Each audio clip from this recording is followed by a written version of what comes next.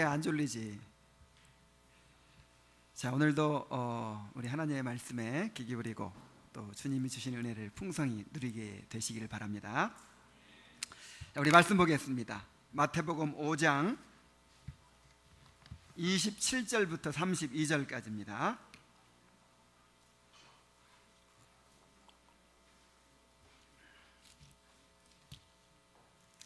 마태복음 5장 27절부터 32절까지 보겠습니다. 우리 한 목소리로 읽겠습니다. 자, 시작. 또 간음하지 말라 하였다는 것을 너희가 들었으나 나는 너희에게 이르노니 음욕을 품고 여자를 보는 자마다 마음에 이미 간음하였느니라. 만일 내 오른눈이 너로 실족하게 하거든 빼어버리라. 내 백체 중 하나가 없어지고 온몸이 지옥에 던져지지 않는 것이 유익하며 또한 만일 내 오른손이 너로 실족하게 하거든 찍어내버리라. 내 백체 중 하나가 없어지고 온몸이 지옥에 던져지지 않는 것이 유익하니라. 또 일렀을 때 누구든지 아내를 버리려거든 이혼 증서를 줄 것이라 하였으나 나는 너희에게 이르노니 누구든지 음행한 이유 없이 아내를 버리면 이는 그로 간음하게 하며 또 누구든지 버림받은 여자에게 장가드는 자도 간음함이니라. 아멘. 지금 예수님께서는 5장 20절 말씀을 계속 설명해 가고 계십니다. 내가 너희에게 이르노니 너희 의가 서기관과 바리새인보다 더 낫지 못하면 결코 천국에 들어가지 못하리라 그랬어요. 서기관과 바리새인보다 더 나은 의가 무슨 의죠? 하나님의 의. 아이고, 이제 잘하시네요. 하나님의 의는 우리가 만들어낼 수 있는 거예요, 없는 거예요? 없어요. 오직 그리스도와 연합을 통해서 하나님이 전가해 주시는 그 의를 통해서만 우리가 의롭다함을 받을 수 있고 또 이 삶 가운데서 의를 행할 수가 있어요. 자, 이 말씀은 우리에게 행하라고 하는 것입니다. 지금 그냥 참고적으로 알아둬라 이 말씀이 아니고 실제로 행하라는 거예요. 이렇게 서기관과 바리새인보다 더 나은 의를 행하지 못하면 그 사람 천국 갈 수 있다 없다? 없어요. 천국 갈 수 없어요. 왜냐하면 그 사람은 구원받은 사람이 아닌 것이 틀림없으니까.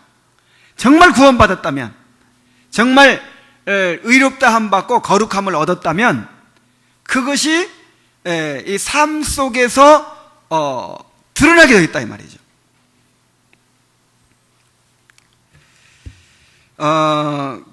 그런데 이런 말씀을 계속 들으면 좀 힘들어지죠. 힘들어져야 맞아요. 안 힘들어지면 양심에 털난 것이고 힘들어지고 아파야 돼요. 그래서 지난 주일 살인하지 말라 이런 설교하고 나서 밤 10시 넘어서 전화가 왔더라니까요. 어떤 분한테. 목사님 괴롭습니다. 나는 못마땅이만 보면 화가 납니다. 나는 아직도 세상이 더 좋습니다. 근데 이게 다 죄가 된다고 하니 도대체 어쩌란 말입니까? 저는 그 전화를 받고 참 마음이 아프기도 하고, 야, 교회에 참 위로받으러 오고 은혜 받으러 왔는데 참 이렇게 이 아파하는 그런 마음을 보니까 참 아프기도 하고 한편으로는 기뻤어요. 왜냐하면 지금 말씀에 반응하고 있는 거잖아요. 이런 말씀을 듣고 여러 가지 반응이 있을 수 있어요. 어떤 사람은 에이, 어떻게 사람이 그런 걸 다 지킬 수 있어? 그리고 그냥 좋은 말이지 뭐 하고 그냥 넘어가는 거예요. 이런 사람은 마음이 딱딱하게 굳어진 길갑밭 같은 그런 마음이에요. 갈아엎어야 돼요. 내가 안 갈아엎으면 하나님이 언젠가 갈아엎어 주십니다. 그리고 또 이런 사람들이 있어요. 그래, 말씀 듣고 보니까 나는 그래도 뭐 완벽하지는 못하지만 다른 사람에 비해서는 그래도 크게 벗어나지 않았네. 야, 이거 아무개가 좀 듣고 회개해야 되는데. 자, 이런 사람은 어떤 사람이에요? 이런 사람은 바리새인들이에요. 진짜 정직한 반응은 뭐냐면은 이게 지금 하나님의 의잖아요. 하나님의 의를 우리한테 갖다 들이밀면서 이렇게 살라는 거예요. 그럼 어떻게 반응해야 될까요? 맨 첫 반응은 뭐예요? 내가 죄인이구나. 내가 이렇게 큰 죄인이구나. 나는 그동안 다른 사람에 비해서 좀 의로운 줄 알았는데, 좀 착한 줄 알았는데, 하나님의 의에, 하나님께서 요구하시는 의에 비춰보니까 내가 너무 흉악한 죄인이구나. 수많은 살인을 저질러 왔고 간음을 저질러 왔구나. 이렇게 자기의 죄를 깊이 깨닫고 회개해야 될 줄로 믿습니다. 그 다음에는 어떻게 해야 돼요? 의에 줄이고 목말라야 돼요. 이제 의를 알았으니까, 하나님께서 내게 요구하시는 수준을 알았으니까, 그렇게 살고 싶어요? 안 살고 싶어요? 살고 싶어야 구원받은 사람이에요. 혹시 안 살고 싶은 사람 있어요? 나 이렇게 사는 거 싫어. 그런 사람 있어요? 그런 사람 있으면 구원받아야 돼요. 이 예배 끝나고 남으세요. 막 살고 싶어야 돼, 그렇게. 그래서 의에 줄이고 목말라야 돼요. 의에 줄이고 목이 마르니. 자, 의에 줄이고 목말라지셨습니까? 이런 말씀을 들을 때마다 다 목이 말라야 돼요. 그 다음엔 어떻게 됩니까? 근데 내 힘으로는 이 의를 행할 수 없잖아요.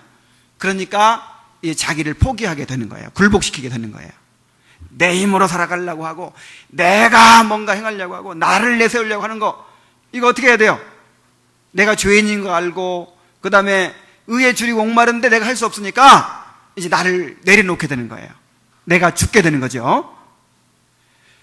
내가 죽을 때 하나님께서 나를 통치해 주시는 거예요. 하나님의 통치의 결과로 이런 의가 나오는 것입니다. 그래서 하나님의 의예요. 그래서 이 말씀을 들으면서 정직하게 반응해야 돼요. 하나님, 내가 말씀을 듣고 보니까 내가 정말 큰 죄인입니다. 그런데 나는 내가 이렇게 살고 싶지만, 이대로 살고 싶으면 내 힘으로는 살 수 없습니다. 이제 나를 겸손히 주님 앞에 드립니다. 나를 다스려 주시고 나를 지배해 주시고, 이런 하나님의 의가 내 삶에 이루어질 수 있도록 인도해 주시옵소서, 도와주시옵소서. 자, 이렇게 정직하게 반응하는 그런 성도를 되기 바랍니다. 그래서 저도 참 마음이 어려울 때가 있어요. 예를 들어서 오늘 같은 경우도 이제 간음하지 말라 이런 내용인데, 이 성경에는 이런 말씀이 굉장히 많아요. 하나님의 뜻은 이것이니 너희의 거룩함이라. 자, 하나님의 뜻을 한마디로 말하면 뭐예요? 거룩이에요. 거룩. 성화예요. 그래서 모든 사람으로 더불어 화평함과 거룩함을 쫓으라. 이것이 없이는 아무도 주를 보지 못하리라. 그러니까 거룩을 갈망하고 거룩한 삶을 이렇게 살아가고자 애쓰는 사람이 아니면 아무도 주를 보지 못하리라. 이 말은 천국 갈 수 없다, 그 뜻이에요. 그러니까 진짜 구원받은 사람이라면 거룩에 대한 열망이 있다는 거예요. 열망이. 그리고 거룩하게 살기 위해서 하나님의 은혜를 부단히 구한다, 이거죠. 그래서 성경에는 거룩에 대한 명령이 너무너무 많아요. 그리고 거룩을 이루기 위한 첫 번째가 뭐냐면은 이 뭡니까? 이 7계명, 이 간음하지 말라는 계명, 이거예요. 성적인 순결이에요. 그래서 하나님의 뜻은 이것이니 너희의 거룩함이라. 음란을 버리고, 이렇게 되어 있어요. 그래서 성경에는 이 성적인 죄에 대해서 굉장히 많이 말하고 있는데, 오늘날 이런 말 많이 들어봤어요? 못 들어봤어요? 잘 못 들어봤죠? 왜냐하면 너무 우리가 지금 생각하는 수준이 낮아요. 이 세상이 타락했고 우리가 지금 생각하는 성적 순결의 수준이 낮아요. 그래서 이런 말을 함부로 했다가는 참 상처를 받을 수가 있고, 또 참 힘들어질 수 있어요. 그래서 저도 참 조심스럽습니다. 때때로 나도 실천하지 못하면서 그렇게 무책임하게 말씀에 칼을 막 함부로 휘두르는 것은 아닌가 하는 그런 반성도 많이 합니다. 그렇지만 정말 하나님의 말씀을 그대로 선포해야 되겠죠. 그래서 오늘 정말 주님의 말씀에 귀 기울이면서 하나님의 말씀에 정직하게 또 반응하는 그런 성도를 될 수 있기를 바랍니다. 자, 지난주에 살인하지 말라는 계명에 이어서 오늘은 이제 간음하지 말라는 계명에 대해서 말씀하십니다. 자, 이 계명에 대한 서기관과 바리새인들의 가르침이 있어요. 간음하지 말라 하였다는 것을 너희가 들었으나, 이것은 이제 서기관과 바리새인들이 이렇게 가르쳤다 그거죠. 어떻게 가르쳤습니까? 이 바리새인들은 간음을 살인과 마찬가지로 외적인 행동의 영역으로 국한시켰어요. 그래서 속으로는 온갖 음란한 마음을 다 품으면서도 겉으로만 범하지 않으면 된다, 이런 사고방식을 갖고 있었어요. 그래서 주님은 이들의 외식을 책망하셨습니다. 마태복음 23장 25절에 보면은 화 있을진저 외식하는 서기관과 바리새인들이여, 잔과 대접의 겉은 깨끗이 하되 그 안에는 탐욕과 방탕으로 가득하게 하는도다 그랬어요. 하나님의 눈은 이 겉만 보시는 게 아니에요. 이 안을 보십니다. 이 겉이 중요해요, 안이 중요해요? 안이 더 중요한 거예요. 겉으로만 깨끗한 거예요, 겉으로만. 근데 마음속에는 온갖 탐욕과 음란과 더러운 것이 가득하도다. 그래서 외식하는 서기관과 바리새인들에 대해서 저주하셨어요. 자, 오늘날 우리는 어떻습니까? 오늘날 이 세상이 너무 타락하고, 특별히 이 성적인 윤리가 타락을 해서 그 분위기가 이제 이 교회 안에까지 들어왔어요. 그래서 뭐 이 성도들도 이제 이 드러난 죄만 아니면 이 죄가 아닌 것으로 여기고 그런 풍조가 있습니다. 그러나 우리가 주님의 말씀에 정확하게 비추어서 우리를 또 분별하고 판단하고 그렇게 해야 될 줄로 믿습니다.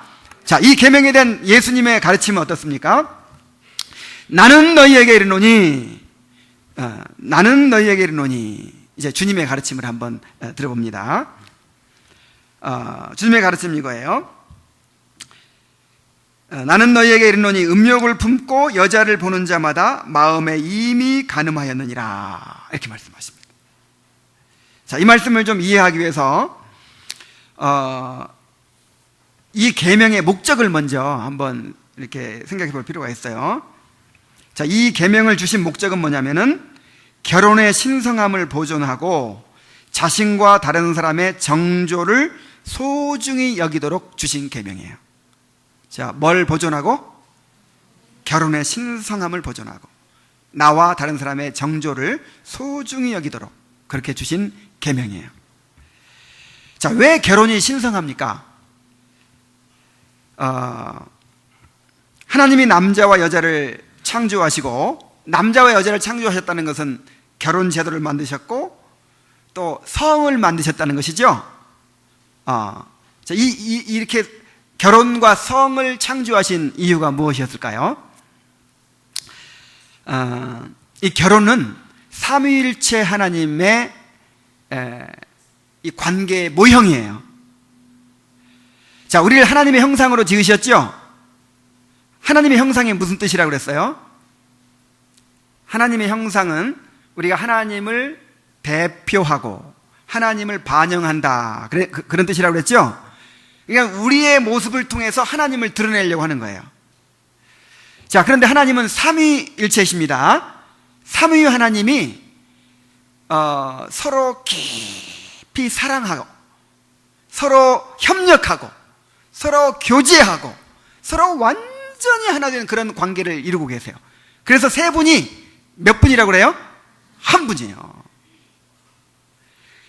하나님은 신성의 한 본질 안에서 새 인격으로 존재하십니다.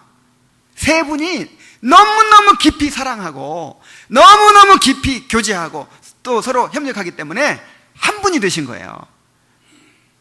자, 이런 삼위일체 하나님의 모습을 반영하도록 하기 위해서 남자와 여자를 창조하신 거예요. 남자와 여자가 한 몸을 이루라고 그랬죠. 남자와 여자가 한 몸을 이룸으로써 그 삼위 하나님의 모형이 되게 하셨어요.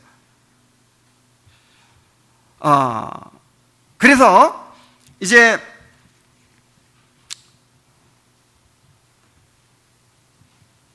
이 남자와 여자가 연합해서 한 몸을 이루는 것이 삼위 하나님의 모형이라고 그랬고, 또 신약에 와서는 그리스도와 교회와의 연합의 모형이라고 그랬어요. 그러니까 남자와 여자가 이렇게 만나서 연합을 이루는 것은 하나님과 그리스도와 이 당신의 백성들과의 그런 연합을 보여주는 모형이라 이 말이에요.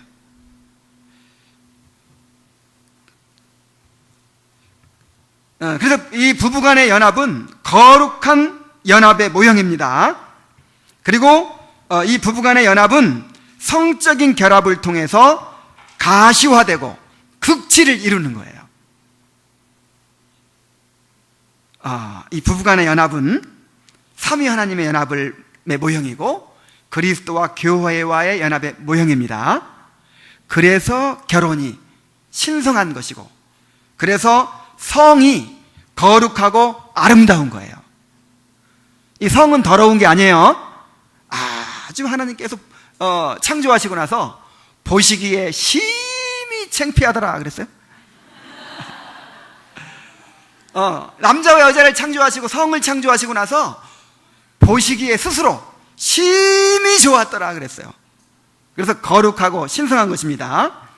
그런데 이걸 더럽히면요, 이걸 더럽히면 어떻게 되겠어요? 그래서 이 결혼의 신성함을 보존하고 정조를 소중히 여기라는 것입니다. 그래서 간음이라고 하는 것이 무엇이냐? 마음과 말과 행동으로 자신과 타인의 정조를 더럽히는 것이 간음이에요. 음욕을 품고 여자를 보는 자마다 마음에 이미 간음하였느니라 그랬죠.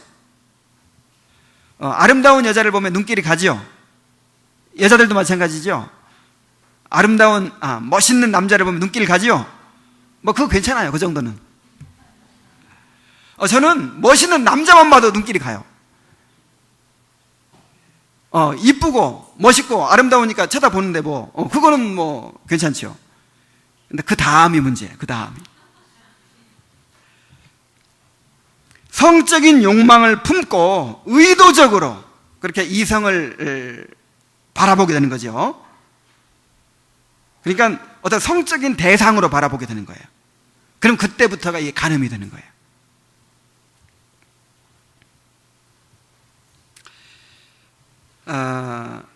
요즘에 한참 이 성희롱, 무슨 성추행 이런 것들이 지금 굉장히 이슈가 되고 있죠.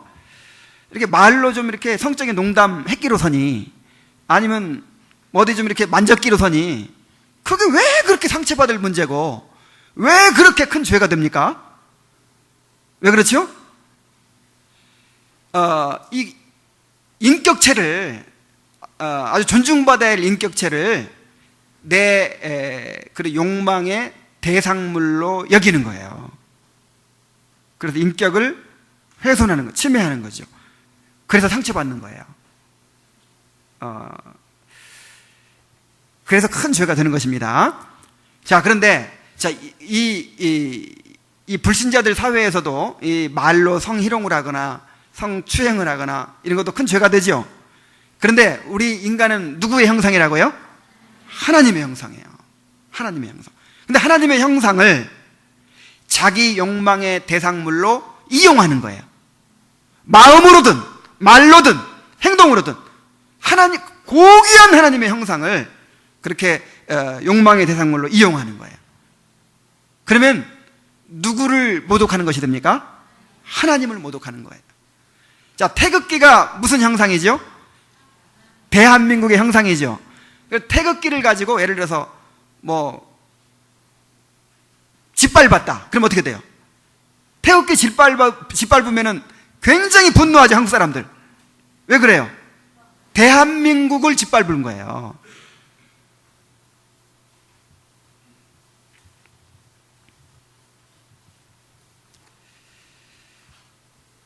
그래서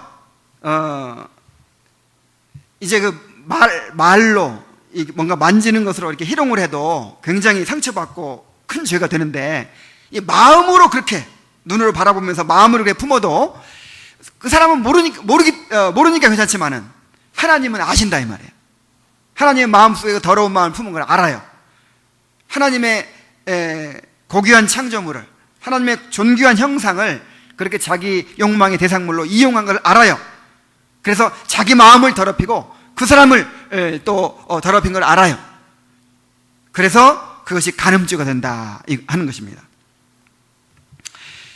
자, 이 계명을 우리가 어떻게 지켜가야 될까요? 이 계명의 적용을 한번 보겠습니다.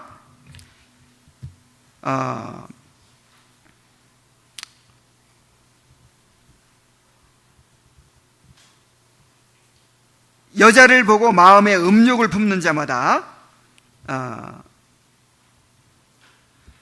음욕을 품고 여자를 보는 자마다 마음에 이미 간음하였느니라 그랬죠? 음욕을 품고 이게 보면 이게 간음이 되죠? 그러니까 뭘 조심해야 되겠어요? 이 보는 걸 조심해야 돼요. 이 모든 죄는 보는 것으로부터 시작됩니다. 그래서 이 네 단계를 거친다고 그래요. 맨 처음에 보는 단계. 보면 뭐가 생깁니까? 견물생심이라 그런 말도 있잖아요. 이렇게 괜히 마트 가가지고 살 생각도 전혀 없었는데 싼 물건이 갑자기 나타났어.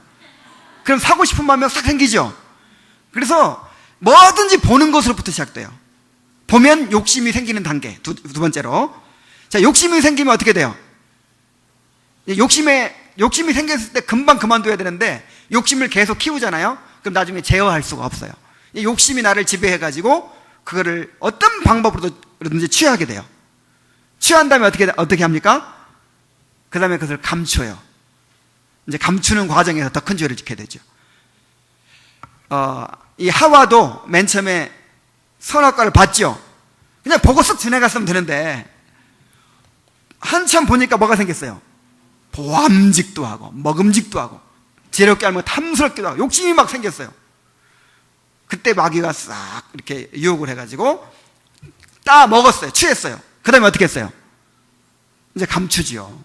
이렇게 자기를 몸을 가리고 숨고 막 이렇게 되잖아요. 다윗도 맨 처음에 뭐 봤어요? 밧세바가 목욕하는 거 봤어. 아니 그럼 거닐다가 그냥 봤으면 목욕하는구나. 그리고 딴 데 가면 되지. 계속 보는 거야, 계속.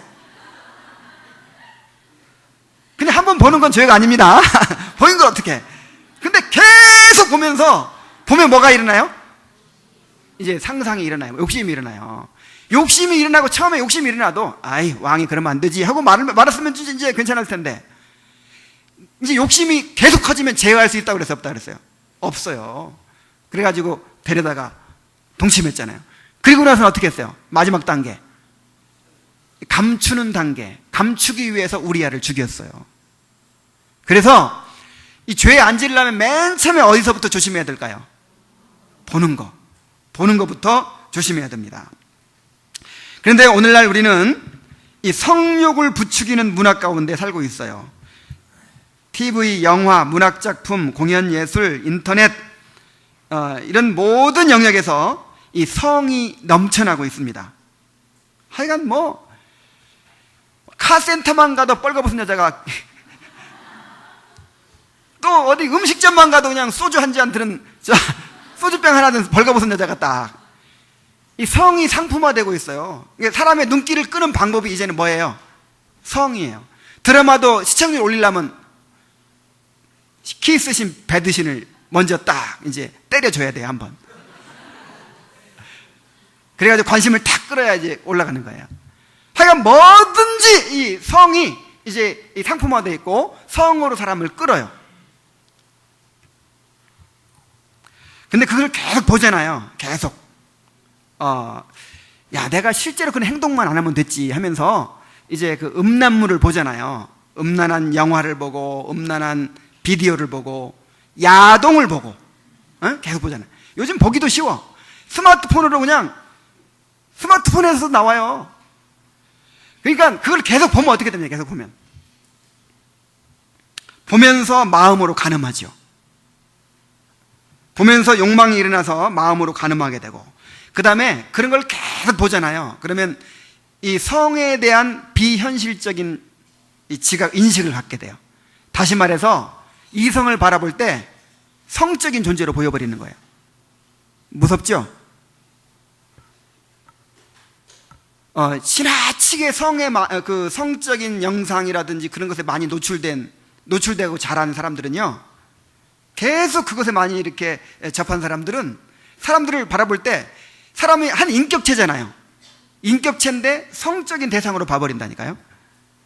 아니, 그게 더 부각시켜서 보인다니까요. 그리고 그 성이라는 것이 지나치게 크게 인식되는 거예요. 이 성이라고 하는 것은 우리 인생의 한 부분이죠. 근데 그 부분만 크게 여겨지는 거예요. 왜 그럴까요? 그걸 계속 보니까. 그리고 무서운 것은 우리가 계속 보잖아요. 그럼 마음에 가득한 것을 입으로 나오게 돼 있고 행동으로 나오게 돼 있어요. 언젠가는 그것이 우리 마음속에 내적으로 영향을 미치든지 아니면 행동으로 영향을 미치든지 우리 마음에 계속 받아들여서 저장해 놓은 그런 정보는 반드시 우리 삶에 영향을 미칩니다. 그래서 우리의 인격이라고 하는 것이, 우리의 거룩함이라고 하는 것이 그런 부분들이 쌓여서 되는 거예요.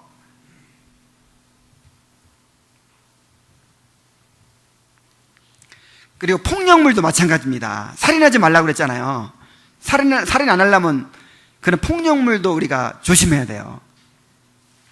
이 폭력 게임, 한 번은 PC방 하는 분을 한번 찾아갔다가 그 어린아이들이 시험 기간이라 일찍 왔대요. 끝났대요. 그래 어린아이들이 쫙 이제 초등학생들이 이렇게 차지했는데 무슨 게임 하나 봤더니 사람 죽이는 게임 하는데 칼로 죽이고 총으로 죽이고 온갖 무기를 사용해서 자기가 원하는 무기를 사용해서 죽이는 거, 하루 종일 사람을 죽이는 그 게임을 하는 거예요. 야, 그냥 모골이 송연해지는 거예요.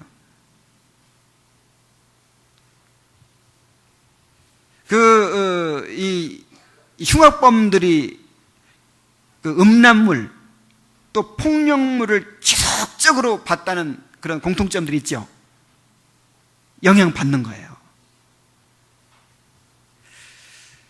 제가 요즘에 격투기 있죠? UFC인가 하는 거 있죠? K1인가 이런 거. 그걸 처음 봤어요. 나는 옛날에 복싱이 막 너무 잔인하다 그래가지고 인기가 시들해져 버렸잖아요. 그러다 그런 거 이렇게 인기가 없는 줄 알았어요. 그랬더니 요즘에 막 격투기 하고 그래서 그거 한번 봐야겠다 하고 봤어요. 요즘에 그냥 보기도 쉬워. 봤더니 지금은 복싱이 아니고 하여간 한마디로 죽을 때까지 패버리는 거예요. 그냥 넘어진 사람을 깔고 앉아가지고 기절해야 끝나요. 기절해야. 맨주먹으로 때리고, 그 다음에 무릎으로 짓이기고, 팔꿈치로 짓이기고. 진짜 무섭더라고요. 이제 그런 경기를 보다 보니까, 그게 살인이에요, 살인. 그러니까 이제 계속 때리면 죽으니까 기절하면 이제 이렇게 경기를 중단시키거든요. 근데 그게 살인이지 뭐예요. 그리고 그걸 보는 사람으로 하여금, 한국 사람하고 일본 사람 하고 있어요, 지금. 그러면 지금 한국 사람이 지금 막 밀리고 있고 또 이제 때릴 기회가 있어요. 그럼 마음속으로 어떻게 해요? 죽여! 막 내 마음속으로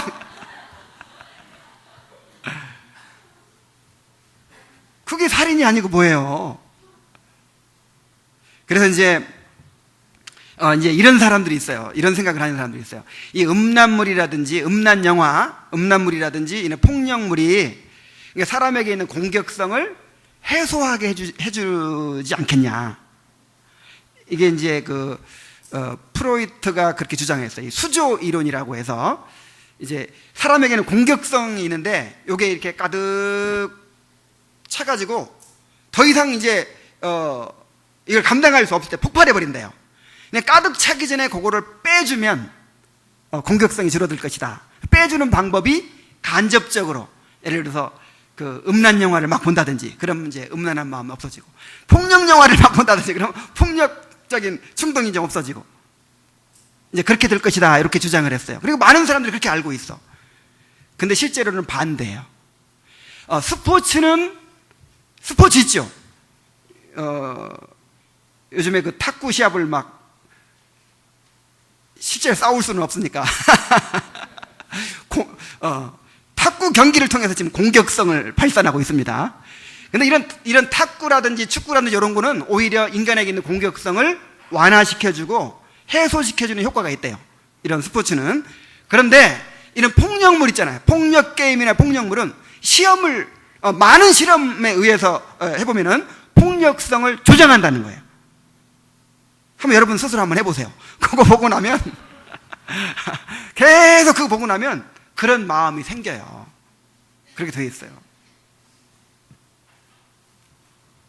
그래서 이 장난감 총 같은 거를 만들지 못하게 하고 판매하지 못하게 하는 나라들도 있습니다. 이 스웨덴 같은 나라들은. 왜냐하면 어렸을 때부터 권총, 장난감 별총 만들어가지고 사람 죽이는 놀이. 아니, 놀이를 해도 왜 그런 놀이를 해요? 꼭 사람 죽이는 놀이를 해야 이게 얼마나 끔찍한 일입니까?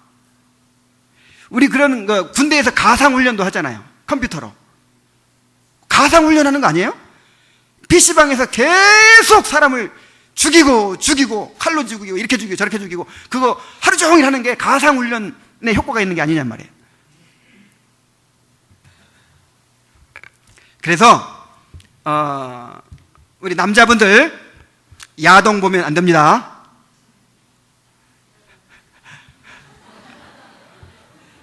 아멘이 하나도 없어. 나는 안 봤다 이거지. 야동 보면 안 돼요. 그리고 또 그런 제가 성경 구절을 좀 읽어드릴게요. 욥기 31장 1절에 욥이 이렇게 말했어요. 내가 내 눈과 언약을 세웠나니 어찌 처녀에게 주목하랴. 자, 욥이 자기 눈하고 언약을 세웠대요. 뭐 하기로? 처녀에게 주목하지 않기로.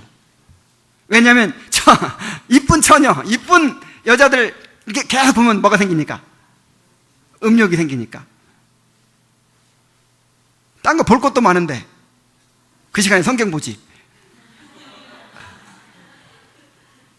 그러니까 요즘에 이제 걸그룹들 막 이렇게 다 그게 이제 무엇을 가지고 이렇게 사람을 끕니까? 이 섹스 어필을 하는 거잖아요. 얼마나 섹시하냐. 우리 그리스도인들은 그런 거 즐기면 안 돼요. 그게 처녀에게 주목하는 거 아니에요? 그렇죠? 아무래도 오늘 설교가 길어질 것 같은 불길한 느낌이 듭니다. 자, 그리고 시편 119편 37절에 오면은 내 눈을 돌이켜 허탄한 것을 보지 말게 하시고 주의 도에 나를 소송케 하소서. 다윗은 이렇게 기도했어요. 그러니까 정말 경건한 사람들은 다 이렇게 뭘 지켰어요? 눈을 지켰어요. 뭐든지 눈으로부터 와요. 눈으로부터. 여러분의 눈을 잘 지키시기 바랍니다. 보는 것으로부터 죄가 시작됩니다. 그 다음에 두 번째로는 유혹이 될 만한 환경을 피해야 된다는 것입니다. 이 성적인 문제에 대해서는 누구도 자신할 수 있는 사람이 없어요. 저도 자신할 수 없어요. 이 육신을 가진 사람이면 아무도 자신할 수 있는 사람이 없어요. 그래서 항상 조심하고 유혹이 될 만한 상황을 철저하게 피해야 됩니다. 요즘 제가 지난번에 한번 말씀드렸나 모르겠는데 오피스 스파우즈라는 거 들어보셨어요? 이게 이제 소위 직장 배우자 그런 뜻이거든요. 그러니까 아침 새벽같이 출근했다가 밤중에 오고 아내도 막 일하고 그러면은 부부간에 대화할 시간이 있어요, 없어요? 없으니까. 근데 이제 직장에 가면은 직장의 동료 여자, 동료 남자가 하루 종일 같이 있고 업무 같이 하고 하거든요. 그리고 그렇게 하다 보니까 직장에 있는 남자가, 직장에 있는 여자가 더 많은 이야기를 하고 더 친해지고, 부인보다. 부인은 가면 내가 어려운 얘기하면 잔소리나 하고 그냥 구살이나 주고. 그러니까 아내한테는 그런 깊은 얘기를 못 해요. 근데 직장에 있는 그 오피스 파우즈, 직장 배우자, 그러니까 남자한테는 오피스 와이프라고 불러요. 오피스 와이프는 내 이야기를 다 들어주고 마음을 나누고 가끔가다 차라도 한잔 마시면서 이렇게 속 얘기를 나누고 이렇게 해가지고 진짜 부인보다 훨씬 더 가깝고 친밀하고 모든 얘기를 다 할 수 있다는 거예요. 그리고 이제 오피스 허즈번드, 여자 같은 경우는 이제 직장인 남편이 있는 거죠. 그래서 이 결혼정보회사 듀오라는 데서 기혼 남녀 320명을 대상으로 조사를 했어요. 그런데 남자 2명 중에 1명이 오피스 와이프가 있다 그랬어요. 그리고 여자들은 10명 중에 3명이 오피스 허즈번드가 있다, 그렇게 응답을 했어요. 뭐 어떻게 해보자는 것이 아니고 그냥 이 얘기 좀 나누는 거지. 근데 얘기를 왜 나눠? 남의 남자하고 얘기를 왜 나눠?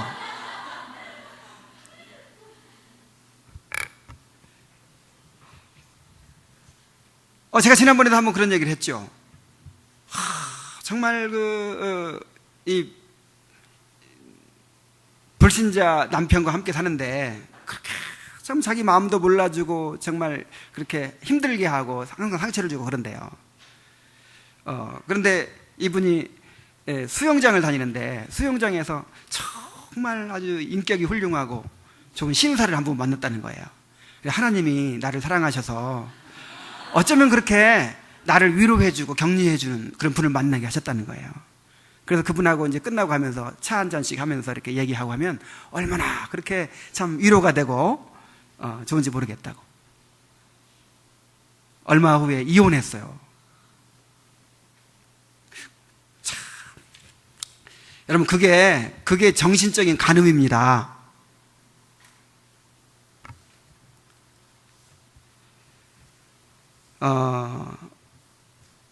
우리 잠언 6장 27절 한번 찾아볼까요? 잠언 6장 27절.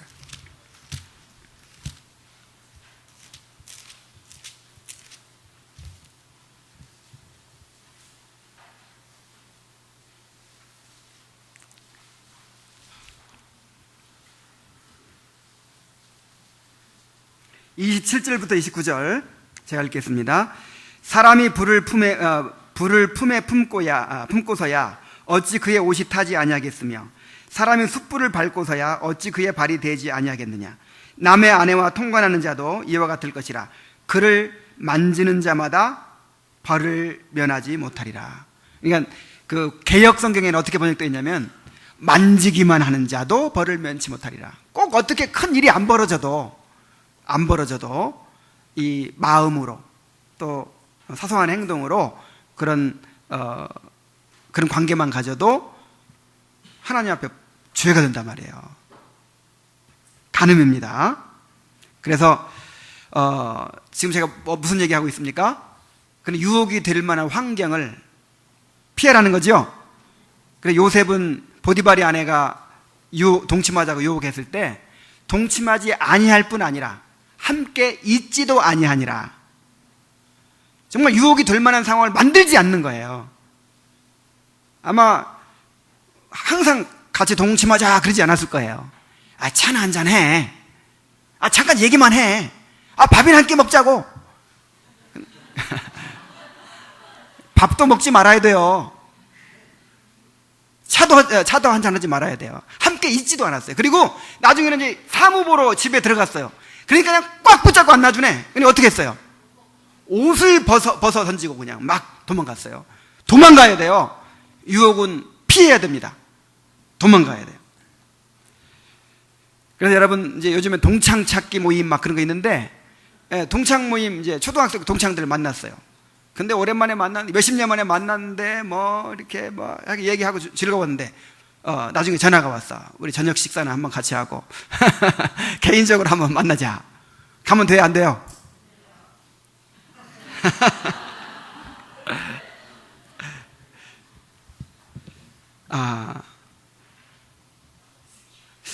자, 그리고 이제 우리 이제 청년들이 많으니까 우리 청년들한테는 제가 계속해서 이야기했지만은 이성교제에 대해서 또 분명한 기준을 가져야 돼요. 그러니까 세상 사람들 하는 것처럼 똑같이 따라가면 안 된다니까요. 우리는 분명한 기준이 있잖아요. 기준이 음욕을 품고 여자를 보는 자마다 뭐 하는 자니라? 그럼 그런 기준으로 해야 될 거 아니에요. 하나님께서 창조하신, 하나님의 형상으로 창조하신 이 결혼과 성의 그 거룩함과 이 신성함을 지켜야 될 거 아니에요. 그런 방법으로 이성교제를 해야죠. 그래서 이 세상 사람들이 어떻게 합니까? 이제 초등학교 고학년만 돼도 이제 서로 사귀지요. 막 이렇게 짝들이 있어요. 요즘에 중고생들 거리 지나가면서 막 키스를 하면서 지나가더라고. 야, 정말. 그렇게 이제 요즘에 그 연애 풍조가 뭐냐면은, 자, 우리 사귀자! 그럼 그날부터 이제 부부 행세하는 거예요. 서로가 소유하는, 하는 관계가 되는 거예요. 그리고 뭐 100일 기념, 200일 기념 막 그러다가 금방 헤어져. 그래 또 다른 사람하고 우리 사귀자 해가지고 이제 그때부터 또 이제 거의 부부 행세를 하는 거예요. 그리고 또 헤어져. 자, 요게 지금 우리 그리스도인들이 할 수 있는 일일까요? 아니. 이성교제를 왜 해야 됩니까? 결혼 상대자를 찾기 위해서 하는 거예요. 결혼 상대를 찾기 위해서. 그러니까 세상 사람들은 즐기기 위해서, 외로우니까 뭔가 좀 위안받기 위해서 하는 것이지만은 원래 하나님께서 우리에게 이런 뭐 에로스의 감정을 주시고 또 이렇게 남녀가 만나게 하시는 것은 이 결혼 상대자를, 배우자를 찾는 과정으로서 주신 거예요. 그래서 결혼을 목적으로 하지 않는, 그러니까 잠재적으로 내 결혼 상대자를 한번 찾겠다 하는 그런 목적이 아니면 그냥 재미로, 그냥 즐기기 위해서 그런 이성교제는 안 돼요. 우리 청년들 아시겠죠? 대답을 안 해. 안 되는 거예요. 그리고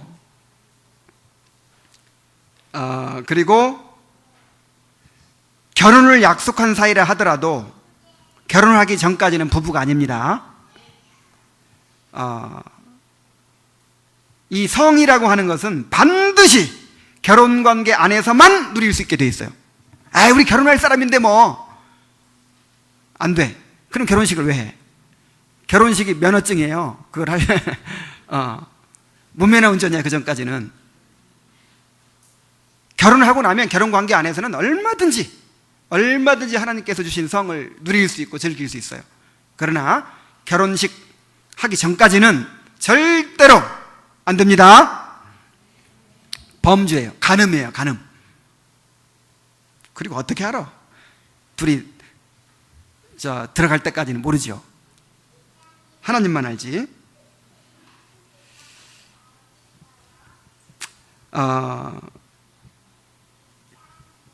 그래서 이 유혹이 될 만한 상황을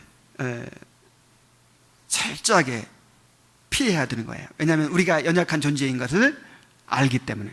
그래서 요즘 뭐 드라마 같은 거, 영화 같은 거 보면요, 이렇게 부부가 아닌 남녀가 그냥 밤을 같이 방에서 새우고 뭐 그래도 아무 일도 안 일어나. 뭐 이렇게 근데 그거 다, 그리고 한 집에 심지어 살기까지 해. 근데 그런 건 다 허구입니다. 이런 건 정말 안 되는 거예요. 자, 그리고 예수님께서 말씀하셨어요. 성적인 범죄에 대해서는 단호하게 대처해야 된다는 거예요. 자, 다시 마태복음 5장으로 갑니다.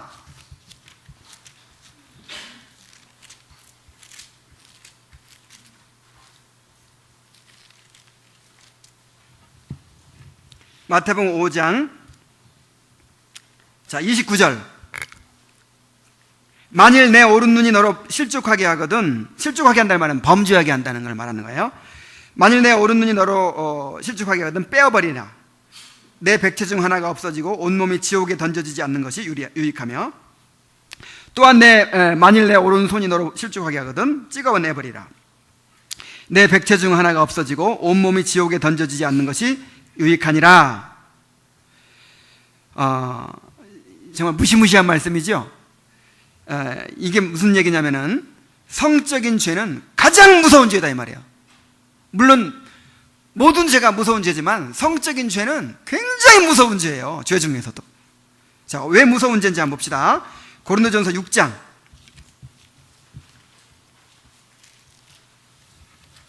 고린도전서 6장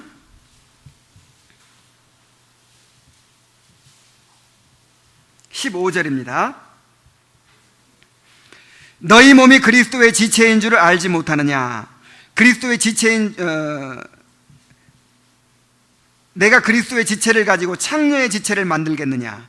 결코 그럴 수 없느니라. 창녀와 합하는 자는 그와 한 몸인 줄을 알지 못하느냐. 일러스되 둘이 한 육체가 된다 하셨나니 주와 합하는 자는 한 영이니라. 음행을 피하라. 사람이 범하는 죄마다 몸 밖에 있거니와 음행하는 자는 자기 몸의 죄를 범하느니라. 너희 몸은 너희가 하나님께로부터 받은 바 너희 가운데 계신 성령의 전인 줄을 알지 못하느냐. 너희는 너희 자신의 것이 아니니라. 값으로 산 것이 되었으니 그런즉 너희 몸으로 하나님께 영광을 돌리라 그랬어요. 이 성적인 결합은요, 이 성행위는 이 연합을 의미하는 거잖아요. 아까 연합의 극치라고 그랬죠. 그래서 창녀와 그런 음행을 하면 창녀와 한 몸이 되어버린다는 거예요. 근데 내 몸이 누구 거예요? 그리스도의 지체라고 그랬어요. 그리스도의 지체. 그리스도의 지체를 창기의 지체로 만들어버리는 거예요. 얼마나 무서운 죄입니까? 하나님의 성전을 더럽히는 거예요. 이 몸이 하나님의 성전인데, 그리스도의 지체인데, 이것을 창기와 한 몸을 만들어버리는 거예요. 그래서 다른 죄는 몸 밖에 있는데 이 간음죄는 몸 안에 있다는 거예요. 그래서 이 성적인 죄는 무서운 결과를 낳습니다. 혼자만 범하는 것이 아니라 상대방까지 죄에 끌어들이게 되고 깊은 상처를 입히게 돼요. 인간관계를 파괴합니다. 이 성적인 죄 때문에 가정이 파괴되고 정말 얼마나 큰 무서운 결과를 가져옵니까? 또 치유하기 어려우면 고통과 악을 낳게 돼요. 그래서 이 성적인 죄의 결과를 잘 보여주는 사람이 누구냐면 다윗이에요. 다윗이 얼마나 하나님의 큰 은혜를 받았습니까? 얼마나 또 하나님의 귀한 약속을 받았습니까? 그리고 죄도 용서받았죠? 근데 그 후유증, 그 대가를 치렀어요? 안 치렀어요? 아프게 치렀어요. 너무너무 아프게 치렀어요. 그래서 잠언 5장 3절 5절에는 이렇게 말했어요. 대저 음녀의 입술은 꿀을 떨어뜨리며 그의 입은 기름보다 미끄러우나 나중은 쑥같이 쓰고 두 날 가진 칼같이 날카로우며 그의 발은 사지로 내려가며 그의 걸음은 수올 곧 지옥으로 간다 그랬어요. 그러니까 이 간음죄라고 하는 것이 너무 큰 즐거움을 주는 거예요. 그 당시에는 너무 마음을 사로잡고 그것이 전부인 것처럼 느껴져요. 그냥 꿀같이 달콤하고 그 다음에 기름같이 미끄러워요. 근데 그 결과는 뭐다? 그 안에 뭐가 감춰져 있다? 날카로운 칼이, 두 날 가진 칼이 딱 감춰져 있어요. 에스키모인들이 늑대 사냥을 그렇게 한대요. 이 핏덩어리를 얼려가지고 아주 날카로운 칼에 딱 꽂아가지고 이렇게 눈밭에 꽂아둔대요. 그럼 늑대가 와가지고 이제 그 피가 얼어있는 얼음을 핥아먹는 거예요. 계속 핥아먹는 거예요. 너무 맛있죠? 막 핥아먹다가 혀가 이제 이 차가운 걸 계속 먹으니까 이 굳어져서 감각이 없어져요. 그럼 나중에 뭐가 나와요? 날카로운 칼이 나와가지고 칼에 혀를 다 베가지고 죽게 된다는 거예요. 이거하고 똑같아요. 이 성적인 죄는요, 처음에는 너무 달콤하고 그것이 전부같이 느껴집니다. 그 외의 것은 다 비현실적으로 느껴져요. 근데 그 결과는 반드시 두 날 가진 칼처럼 날카롭게 되는 거예요. 그래서 영화를 봐도, 세상 사람들이만 영화를 봐도 불륜의 끝은 행복이 없죠? 다 불행해지는 거예요. 그것이 진정한 사랑이 아니기 때문에. 사랑이 아니에요.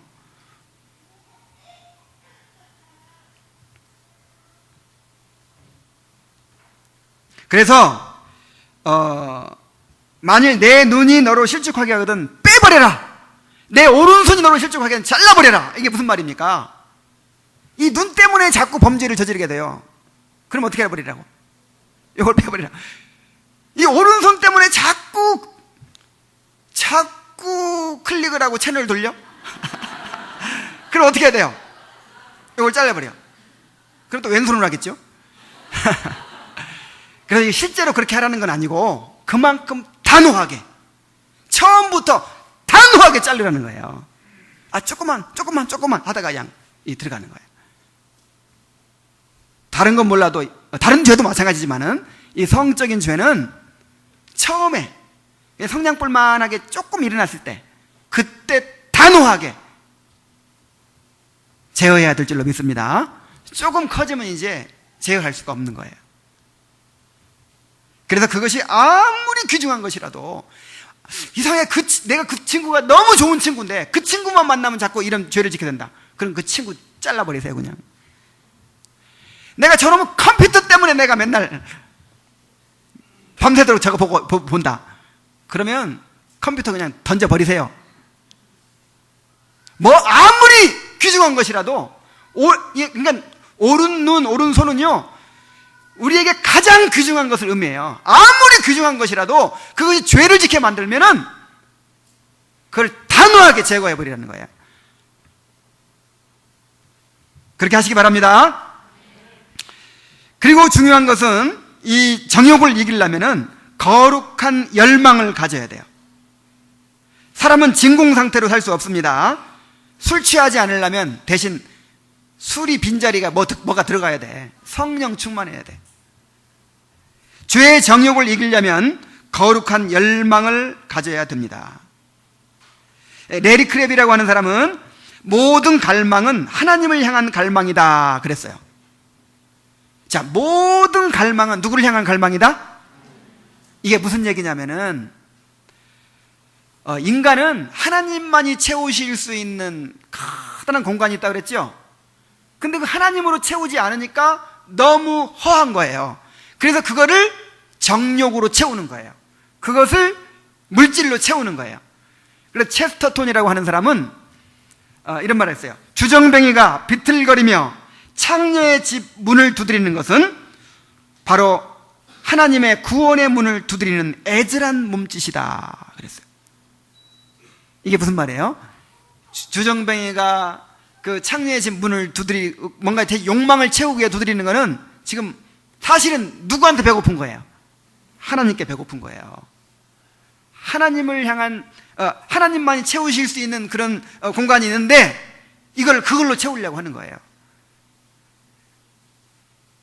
그래서 정말 하나님을 즐거워하는 사람이 되어야 됩니다. 죄를 이기려면.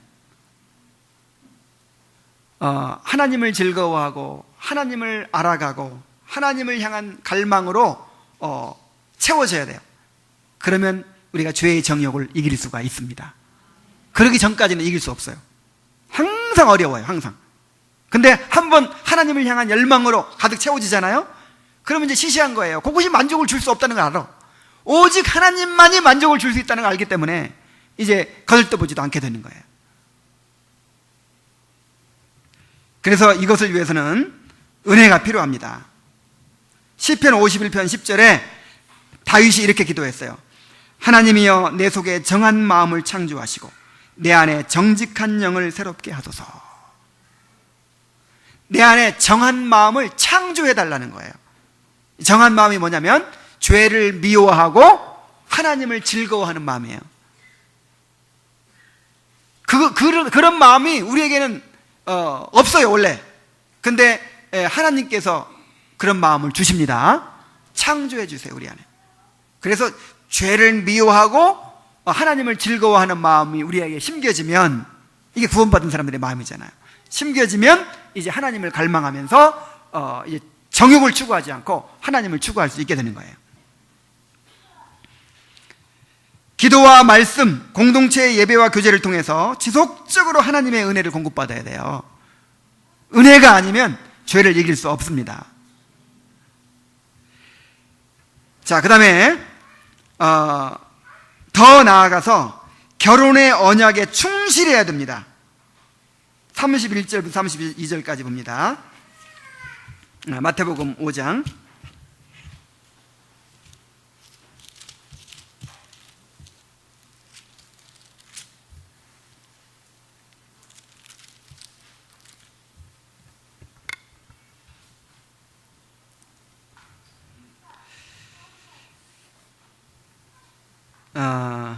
또 일렀으되 누구든지 아내를 버리려거든 이혼 증서를 줄 것이라 하였으나 나는 너희에게 이르노니 누구든지 음행한 이유 없이 아내를 버리면 이는 그로 간음하게 함이요 또 누구든지 버림받은 여자에게 장가드는 자도 간음하게 함이니라. 이 바리새인들은요, 이제 구약 율법에 누구든지 아내를 버리려거든 이혼 증서를 써주고 아내를 버리라, 그런 말씀이 있어요.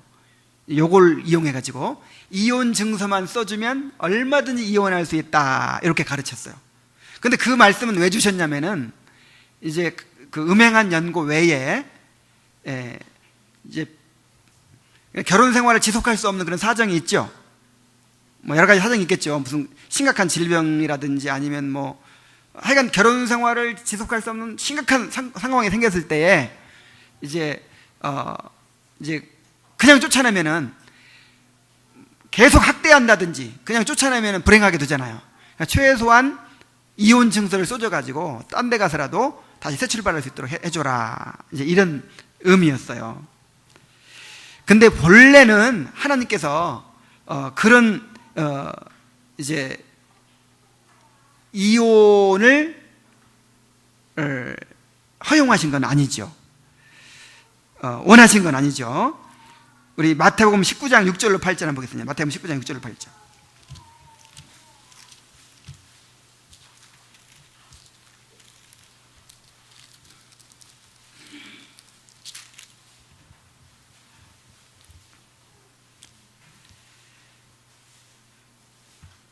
그런즉 이제 둘이 아니요 한 몸이니 그러므로 하나님이 짝지어 주신 것을 사람이 나누지 못할지니라. 사람 마음대로 나눌 수 있어요, 없어요? 없어요. 여짜오되 그러면 어찌하여 모세는 이혼 증서를 주어서 버리라 명하였나이까? 8절에 예수께서 이르시되 모세가 너희 마음의 완악함 때문에 아내 버림을 허락하셨거니와 본래는 그렇지 아니하니라. 내가 너희에게 말하노니 누구든지 음행한 이유 외에 아내를 버리고 다른 데 장가드는 자는 간음함이니라. 그러니까 원래는 하나님의 원래의 뜻은 뭐예요? 어떠한 이유로도 음행한 연고 외에는 갈라 사는 것은 안 돼요. 근데 인간이 하도 악해가지고 못 갈라 사니까 대신 이제 막 어떤 치명적인 이유가 있을 때 계속 막 학대를 하면 얼마나 불행해요. 그렇다든지 아니면 그냥 쫓아내가지고 인생을 망친다든지. 그러니까 너무 완악하니까 그럼 저 이혼 증서나 써주고 내보내라.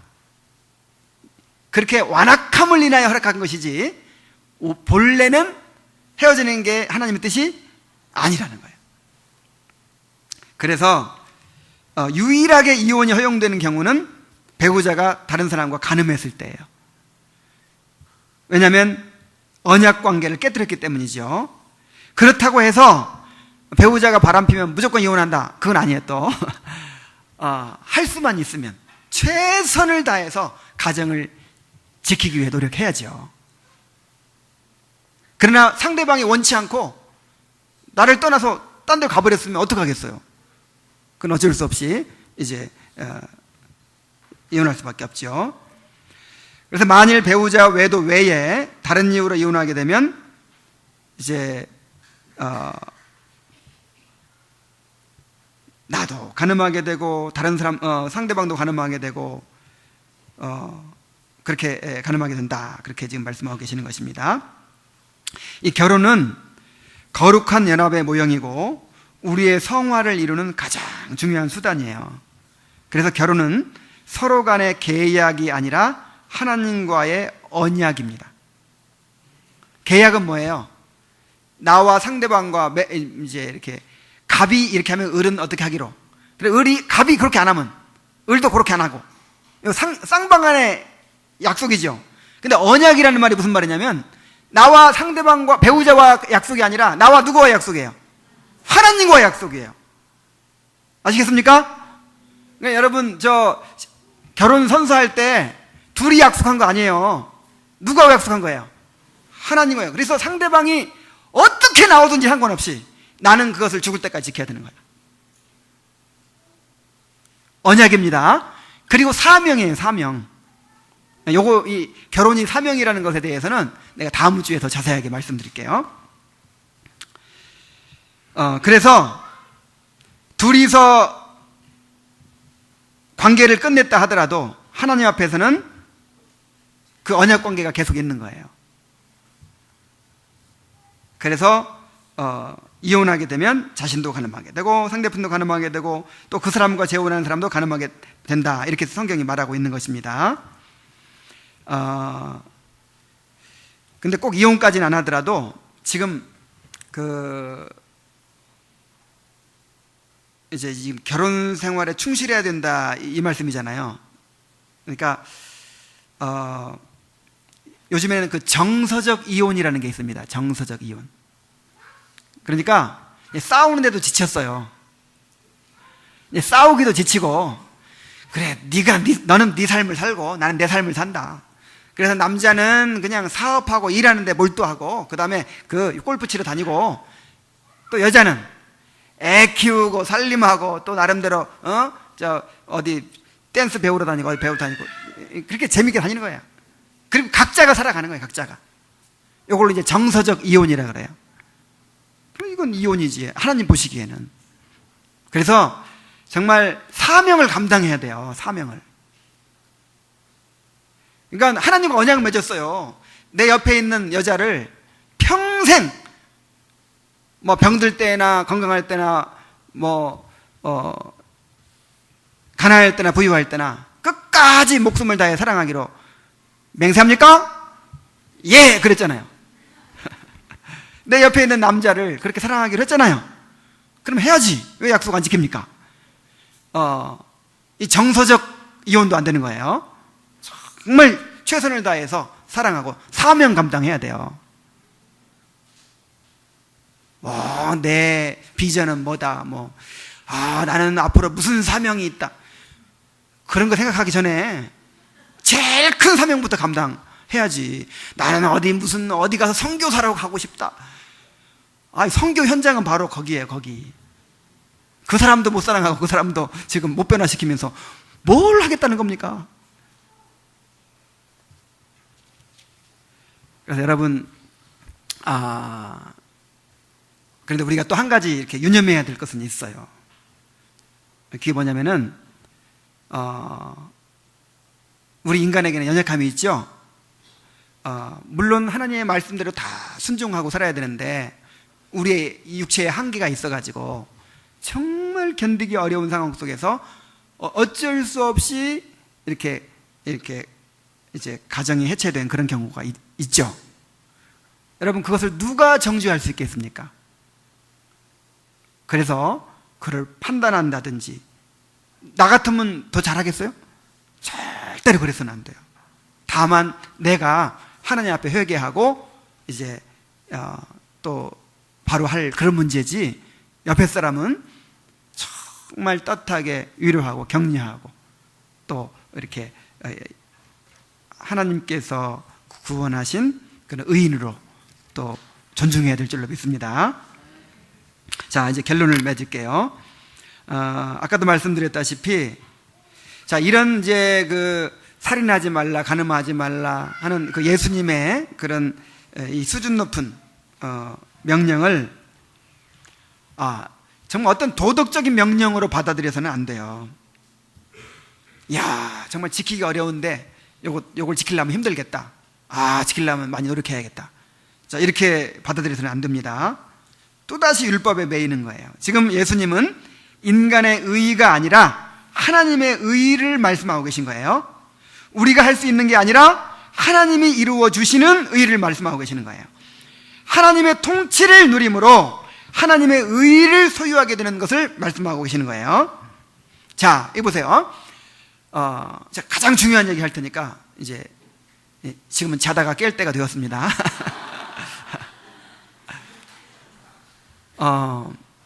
하나님을 떠난 인간은 이제 하나님 대신 다른 것으로 채울 수밖에 없죠. 그래서 이 하나님이 채우시던 자리를 이제 스스로 이 땅의 자원을 확보해가지고 그거를 채워야 된다 이 말이에요. 근데 이 땅의 자원은 한정되어 있어요. 제한되어 있어요. 그러니까 다른 사람과 경쟁할 수밖에 없죠. 다른 사람을 미워하고 살인할 수밖에 없는 거예요. 그래서 이 살인죄를 벗어나지 못해요. 안 미워하고 살 수가 없어요. 경쟁하지 않고 살 수가 없어요.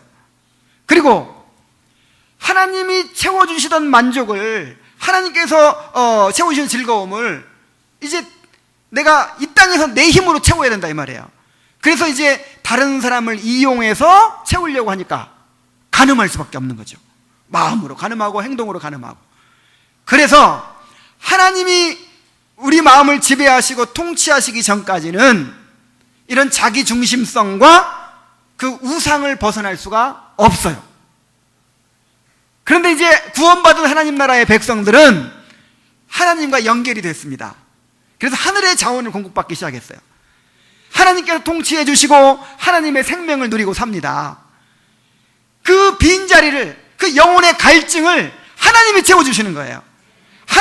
하나님을 즐거워하는 마음을 갖게 되는 거예요. 하나님께서 우리의 행복을 책임지십니다. 이제 우리 행복하기 위해서 누구를 바라봐야 돼요? 이제 사람들의 기대하고 사람들 뺏지 않아요. 그러니까 미워할 필요가 이제 없어요. 하나님만 바라보기 때문에. 이제는 나의 즐거움을 하나님을 기대하기 때문에 다른 사람을 이용해서 즐거워하려고 할 필요가 없어요. 그래서 간음할 필요가 없어요. 이렇게 하나님의 통치를 누림으로 이런 죄에서 벗어나서 거룩해지는 거, 이것이 성화입니다. 그죠? 성화인데, 여러분, 우리가 구원받았다 그럴 때 구원의 내용이 뭡니까? 칭의와 성화예요. 그렇죠? 칭의도 구원이고 성화도 구원이죠. 근데 여러분 구원 받았죠? 구원 받았어요. 이미 성화의 구원도 우리가 받은 거예요. 받았는데 아직 완성되지 않은 거죠. 아파트 샀어요. 샀는데 아파트가 아직 공사 중이에요. 그렇지만 내가 돈 냈기 때문에 건설회사에서 반드시 지어줍니다. 마찬가지로 칭의도 하나님께서 은혜로 이루어 주셨지만 성화도 누가 이루어 주십니까? 하나님이 이루어 주신, 그것까지가 구원이에요. 우리가 구원받은 것은 성화의 구원까지 받은 것입니다. 받았는데 아직 완공되지는 않은 거죠. 그래서 이제 구원받았으니까 거룩하게 살아라, 그 말이 아니고, 이제 칭의의 구원을 받았으니까 이제 성화의 구원을 받아라, 이렇게 해야 맞는 거예요. 성화의 구원을 누리시기 바랍니다. 그 하나님의 통치를 누림으로 하나님의 은혜로 성화가 이루어져 가는, 하나님의 의가 실현되어 가는 그런 구원의 즐거움을 누리게 될 수 있기를 간절히 바랍니다. 기도하겠습니다. 하나님 아버지, 하나님의 뜻은 우리의 거룩함이라고 했습니다. 그런데 우리 힘으로는 이 거룩함을 이룰 수가 없습니다. 우리는 아직도 죄를 즐거워하는 마음이 있습니다. 정욕을 사랑하는 마음이 있습니다. 아직도 세상이 더 좋습니다. 아버지 하나님, 그러나 거룩하게 살고 싶습니다. 의에 줄이고 목마릅니다. 주여 우리를 불쌍히 여겨주시고 도와주시옵소서. 그래서 하나님의 의의가 우리 삶에 이루어져 갈 수 있도록 인도하여 주시옵소서. 예수님의 이름으로 기도하옵나이다. 아멘. 찬송하겠습니다.